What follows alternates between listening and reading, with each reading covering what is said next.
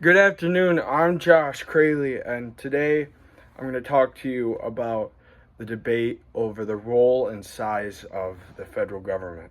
So, essentially, since the day our forefathers gathered to write the Constitution, the debate over the role and size of the federal government has gone back and forth over and over again.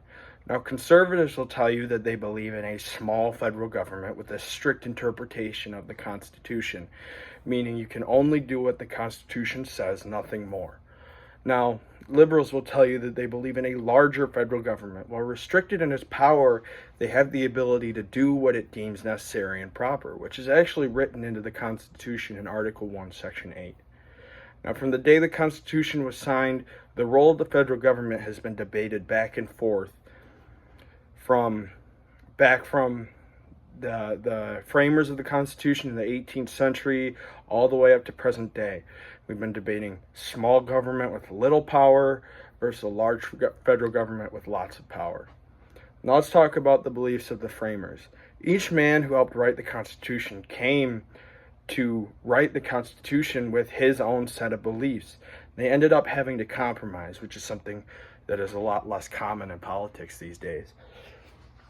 Now, this is a picture of the Constitutional Convention in Philadelphia in 1787.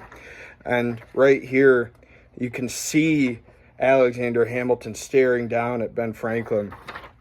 And well, it's simply because they had different ideals. They believed in different things. And while it's good that everyone came with their own ideas, it's led to a lot of the partisan debates we have today. The Constitution was written very broadly so it could be left up to each person's own interpretation.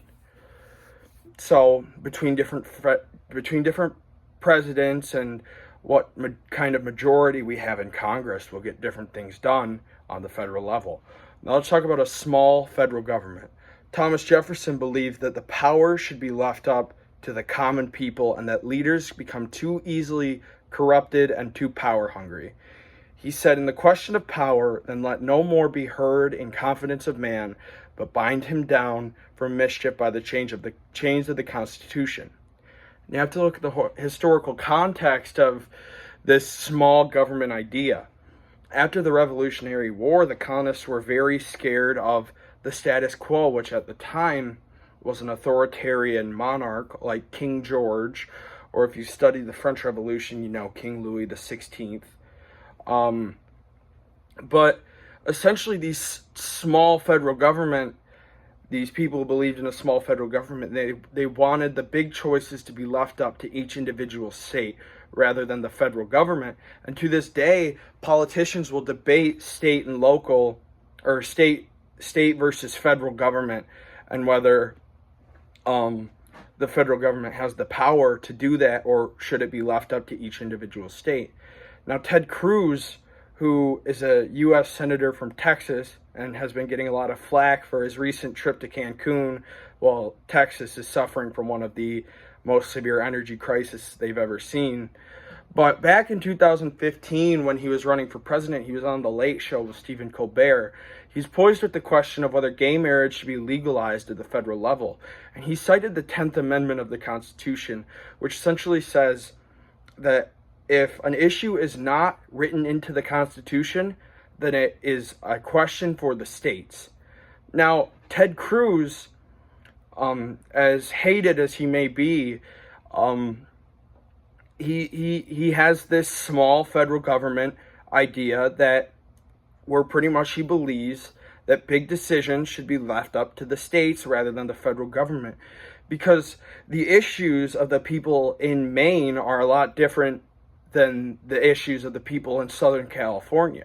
You know, they're on two different sides of the country, hundreds or thousands of miles away from each other. And the 10th Amendment is very important in that right, that it protects each state's individual rights. But has the role of the federal government changed since the 18th century? Is it necessary to have a big federal government? Right now, we're debating if the federal government should be making healthcare and college free for all. Historically, you know, you look back to 2 centuries ago, and you think a big federal government controlling its citizens is bad because there's no representation. It's one authoritarian who's calling all the shots. But we have to look at the difference in the times.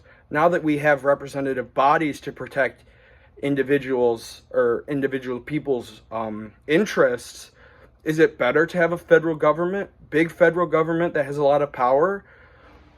Well, in modern society, we find that big government nations with centralized healthcare who ensure rights for all their citizens live longer, are happier, and are more prosperous than nations who don't. Canada, which has a life expectancy of 82 years, compared to America's 78 and a half, excuse me. Additionally, Canadians rank 9th happiness on the World Happiness Report, where Americans rank 19th. So Canadians who have free healthcare are happier than Americans by 10 other countries.